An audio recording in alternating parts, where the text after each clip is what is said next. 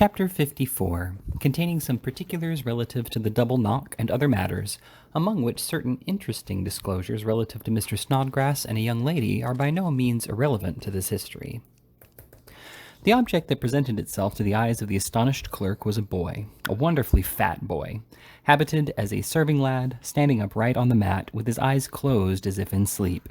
He had never seen such a fat boy in or out of a traveling caravan, and this, coupled with the calmness and repose of his appearance, so very different from what was reasonably to have been expected of the inflictor of such knocks, smote him with wonder.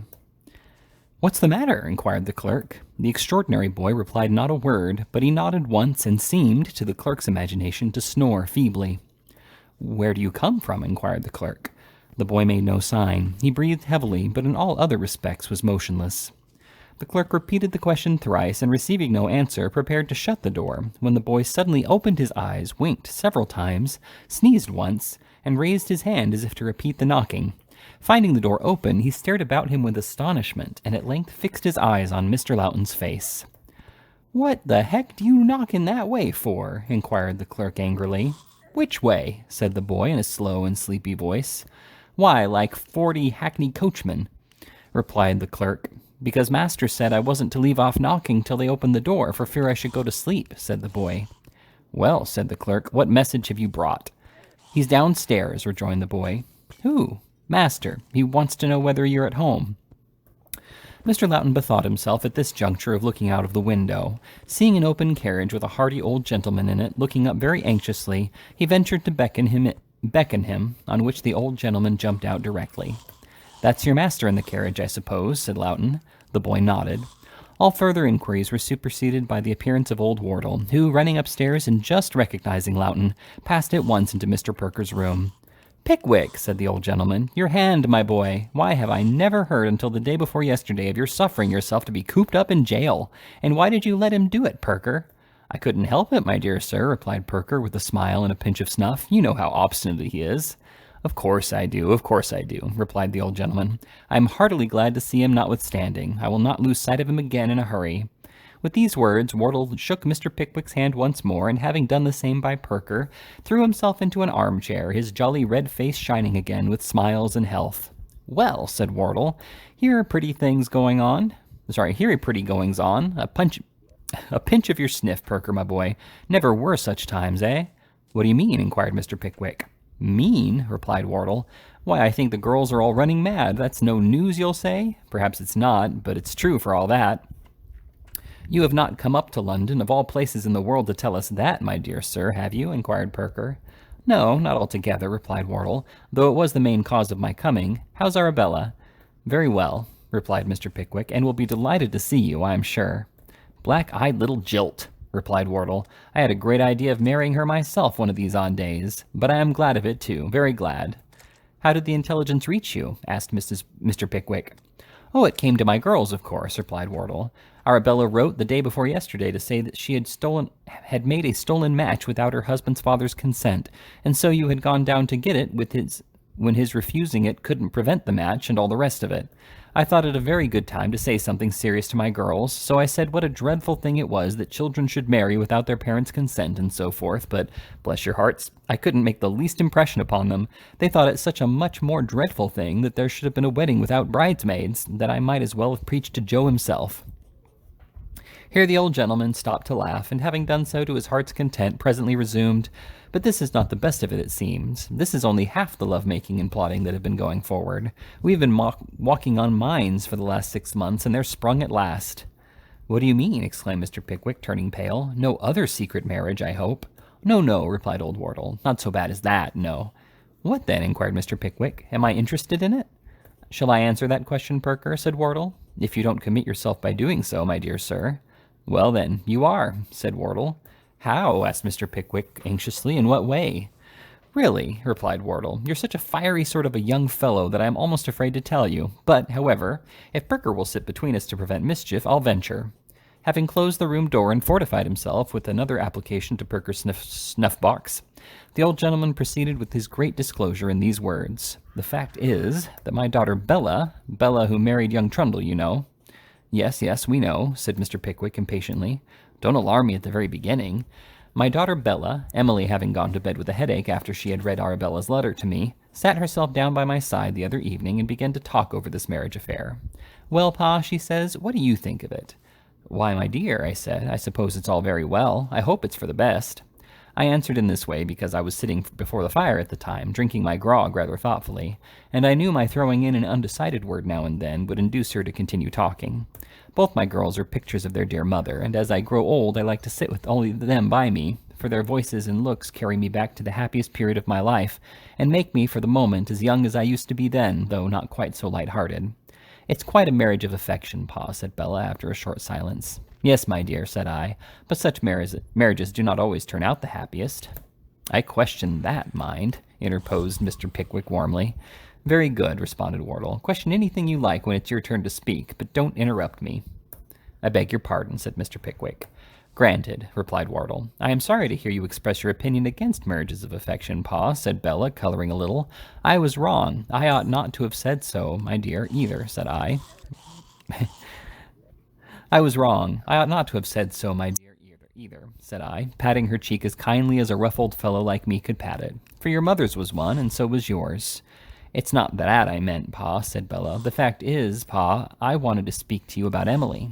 Mr. Pickwick started. "What's the matter now?" inquired Wardle, stopping in his narrative. "Nothing," replied Mr. Pickwick. "Pray, go on." "I never could spin out a story," said Wardle abruptly. "It must come out sooner or later, and it'll save us all a great deal of time if it comes at once.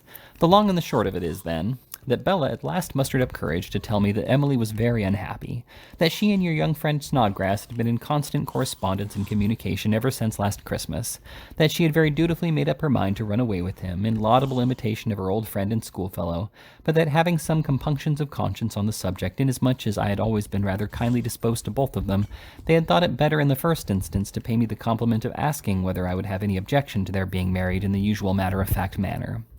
There now, Mr. Pickwick, if you can make it convenient to reduce your eyes to their usual size again, and to let me hear what you think we ought to do, I shall feel rather obliged to you."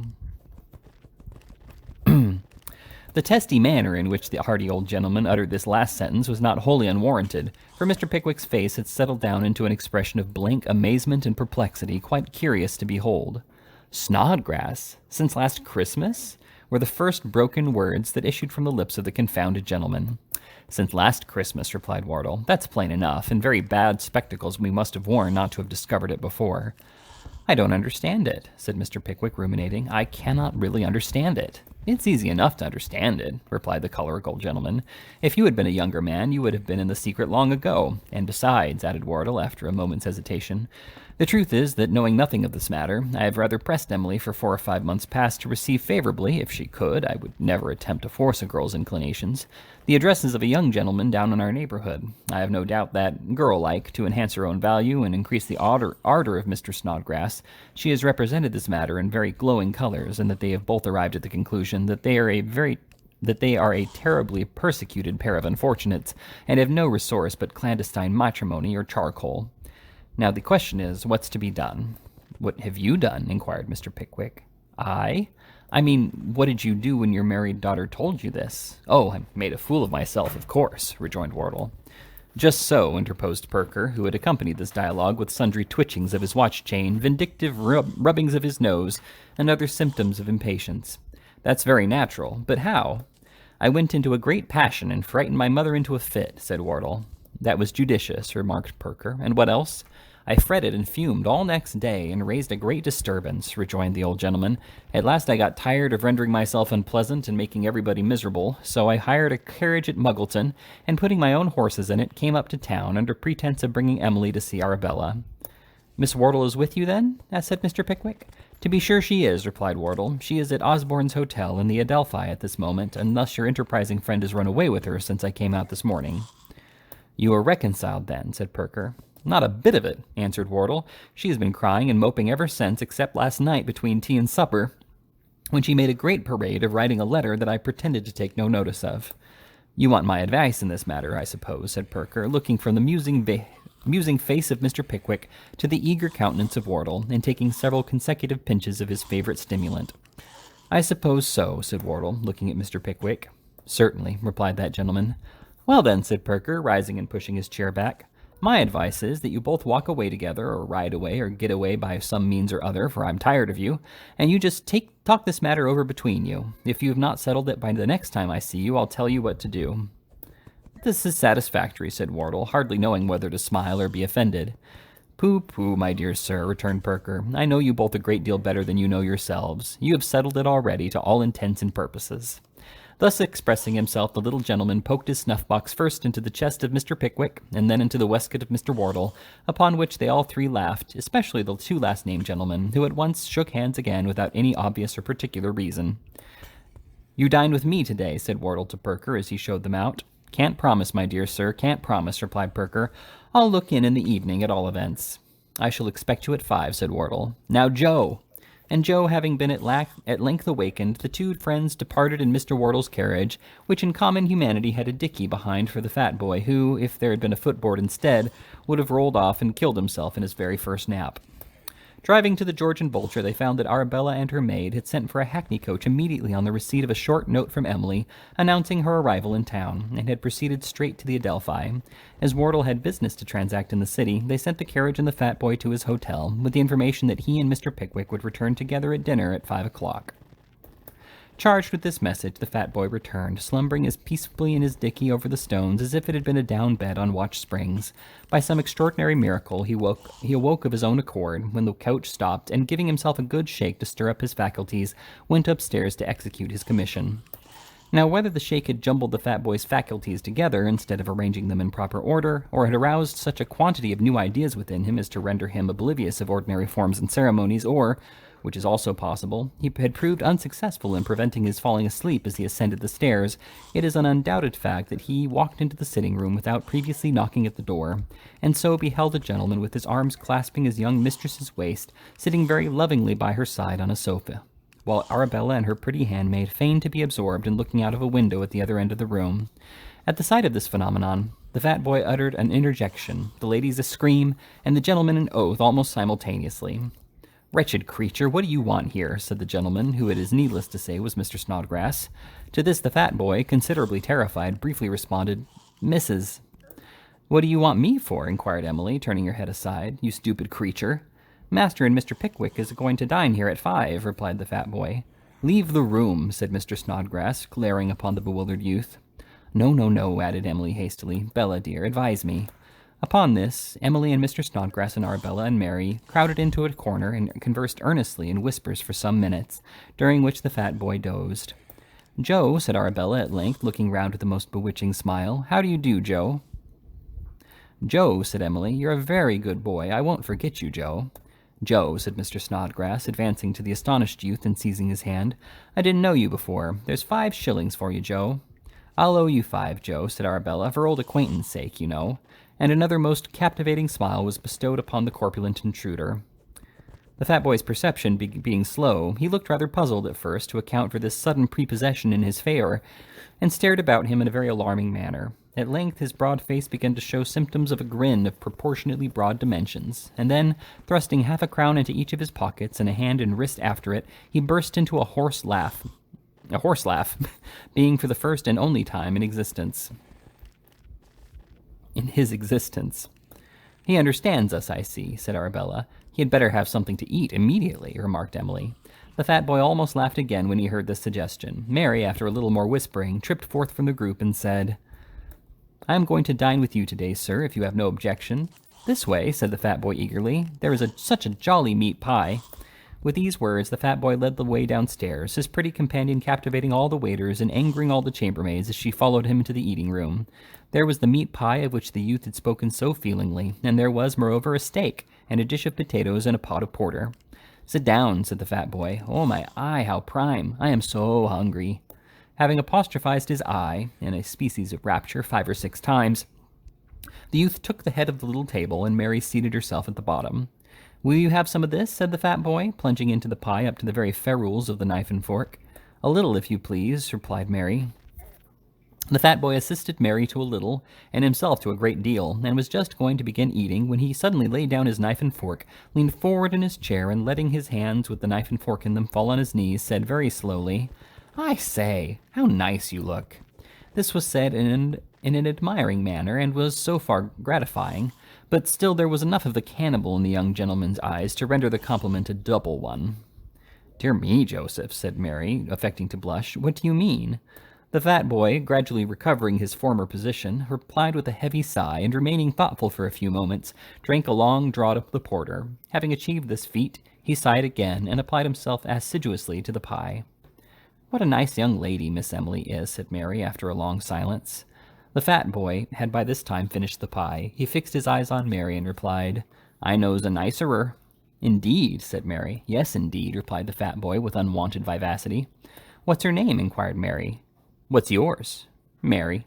"So's hers," said the fat boy. "You're her." The boy grinned to add point to the compliment, and put his eyes into something between a squint and a cast, which there is reason to believe he intended for an ogle. "You mustn't talk to me in that way," said Mary. "You don't mean it." "Don't I, though?" replied the fat boy. "I say." "Well, are you going to come here regular?" "No," rejoined Mary, shaking her head. "I'm going away again tonight." "Why?" "Oh," said the fat boy in a tone of strong feeling, "how we should have enjoyed ourselves at meals if you had been." "I might come here sometimes, perhaps, to see you," said Mary, plaiting the tablecloth in assumed coyness, "if you would do me a favor."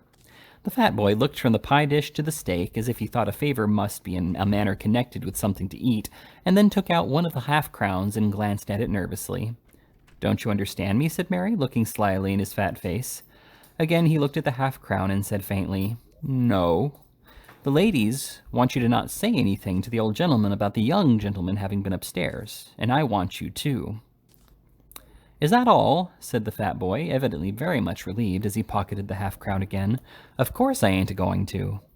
"You see," said Mary, "Mr. Snodgrass is very fond of Miss Emily, and Miss Emily's very fond of him, and if you were to tell about it, the old gentleman would carry you all away miles into the country where you'd see nobody."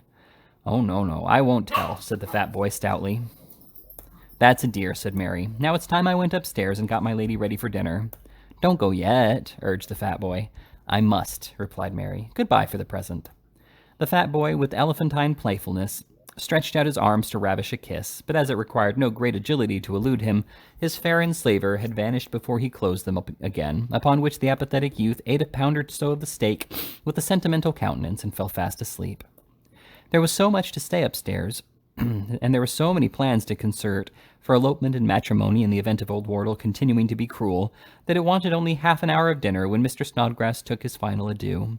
The ladies ran to Emily's bedroom to dress, and the lover, taking up his hat, walked out of the room. He had scarcely got outside the door when he heard Wardle's voice talking loudly, and looking over the banisters behind, beheld him, followed by some other gentleman, coming straight upstairs. Knowing nothing of the house, Mr. Snodgrass in his confusion stepped hastily back into the room he had just quitted, and passing thence into an inner apartment, Mr. Wardle's bedchamber, closed the door softly, just as the persons he had caught a glimpse of entered the sitting room. These were Mr. Wardle, Mr. Pickwick, Mr. Nathaniel Winkle, and Mr. Benjamin Allen, whom he had no difficulty in recognizing by their voices.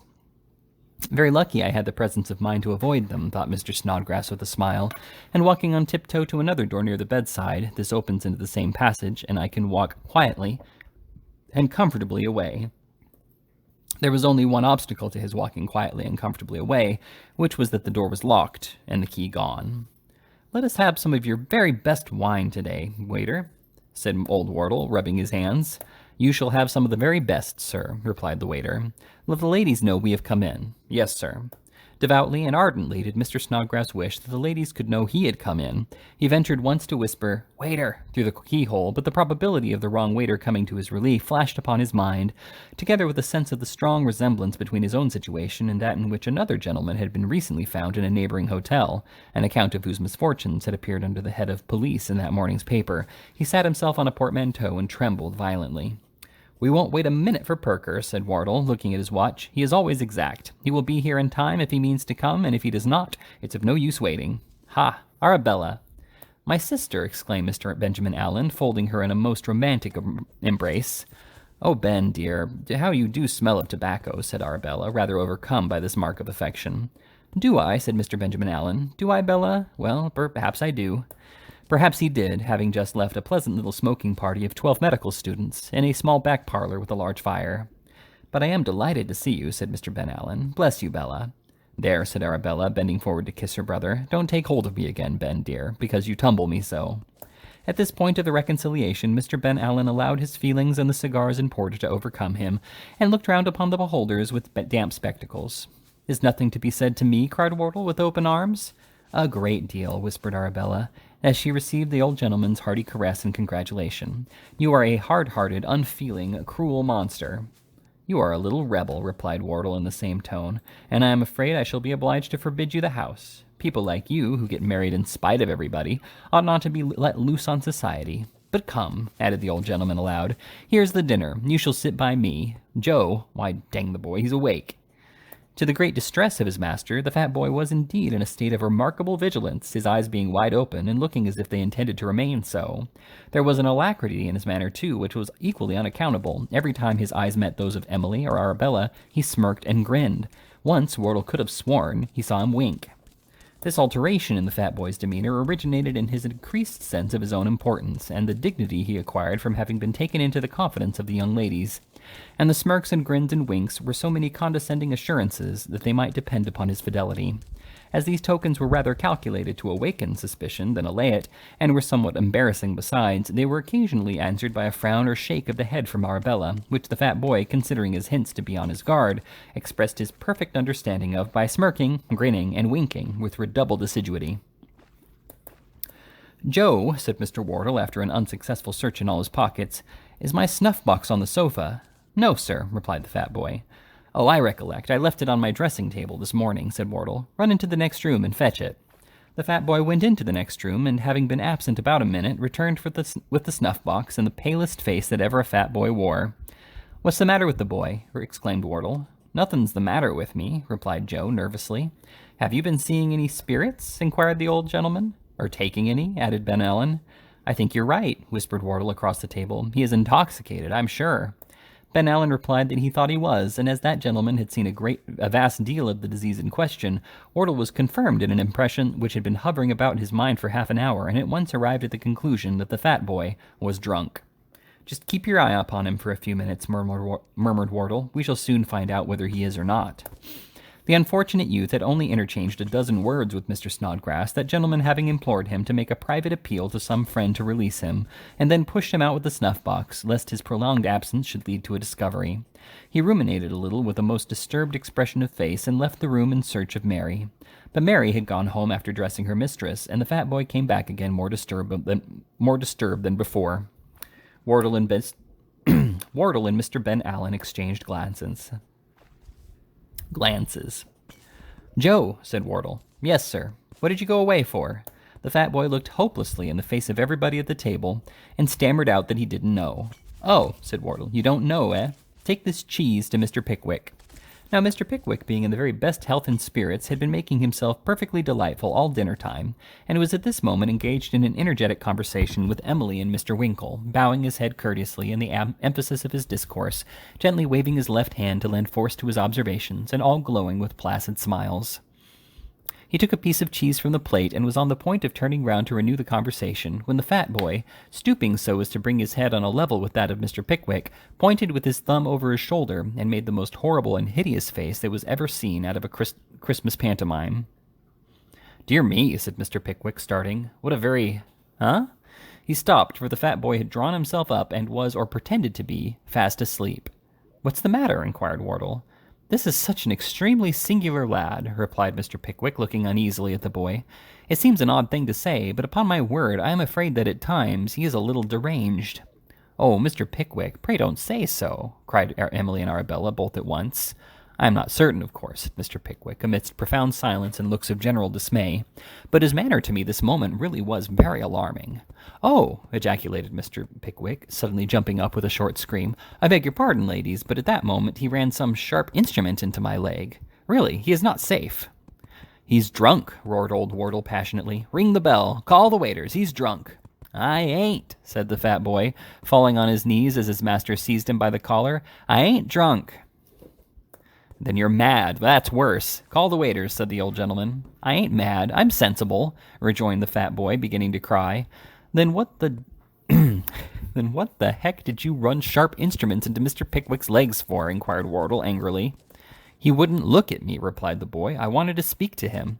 "What did you want to say?" asked half a dozen voices at once. The fat boy gasped, looked at the bedroom door, gasped again, and wiped 2 tears away with the knuckle of each of his forefingers. "What did you want to say?" demanded Wardle, shaking him. "Stop," said Mr. Pickwick. "Allow me. What did you wish to communicate to me, my poor boy?" "I want to whisper to you," replied the fat boy. "You want to bite his ear off, I suppose," said Wardle. "Don't come near him. He's vicious. Ring the bell and let him be taken downstairs." Just as Mr. Winkle caught the bell rope in his hand, it was arrested by a general expression of astonishment. The captive lover, his face burning with confusion, suddenly walked in from the bedroom and made a comprehensive bow to the company. "Hullo!" cried Wardle, releasing the fat boy's collar and staggering back. "What's this?" "I have been concealed in the next room, sir, since you returned," exclaimed Mr. Snodgrass. "Emily, my girl," said Wardle reproachfully, "I detest meanness and deceit. This is unjustifiable and indelicate to the highest degree. I don't deserve this at your hands, Emily, indeed." "Dear Papa," said Emily, "Arabella knows, everybody here knows, Joe knows that I was no party to this concealment. Augustus, for goodness sake, explain it." Mr. Snodgrass, who had only waited for a hearing, at once recounted how he had been placed in his then distressing predicament, how the fear of giving rise to domestic dissensions had alone prompted him to avoid Mr. Wardle on his entrance, how he merely meant to depart by another door, but finding it locked had been compelled to stay against his will. It was a painful situation to be placed in, but he now regretted it the less, and inasmuch as it afforded him an opportunity of acknowledging before their mutual friends that he loved Mr. Wardle's daughter, deeply and sincerely, that he was proud to avow that the feeling was mutual, and that if thousands of miles were placed between them, or oceans rolled their waters, he could never for an instant forget those happy days when first, etc., etc. Having delivered himself to this effect, Mr. Snodgrass bowed again, looked into the crown of his hat, and stepped towards the door. "Stop!" shouted Wardle. "Why, in the name of all that's—" "Inflammable," mildly suggested Mr. Pickwick, who thought something worse was coming. "Well, that's inflammable," said Wardle, adopting the substitute. "Couldn't you say all this to me in the first instance?" "Or confide in me," added Mr. Pickwick. "Dear, dear," said Arabella, taking up the defense. "What is the use of asking all that now, especially when you know you would set your covetous old heart on a richer son-in-law, and are so wild and fierce besides that everybody is afraid of you except me? Shake hands with him and order him some dinner, for goodness gracious sake, for he looks half-starved, and pray have your wine up at once, or you'll not be tolerable until you have taken 2 bottles at least." The worthy old gentleman pulled Arabella's ear, kissed her without the smallest scruple, kissed his daughter also with great affection, and shook Mr. Snodgrass warmly by the hand. "She is right on one point at all events," said the old gentleman cheerfully. "Ring for the wine." The wine came, and Perker came upstairs at the same moment. Mr. Snodgrass had dinner at a side table, and when he had dispatched it, drew his chair next Emily, without the smallest opposition on the old gentleman's part. The evening was excellent. Little Mr. Perker came out wonderfully, told various comic stories, and sang a serious song which was almost as funny as the anecdotes. Arabella was very charming, Mr. Wardle very jovial, Mr. Pickwick very harmonious, Mr. Ben Allen very uproarious, the lovers very silent, Mr. Winkle very talkative, and all of them very happy.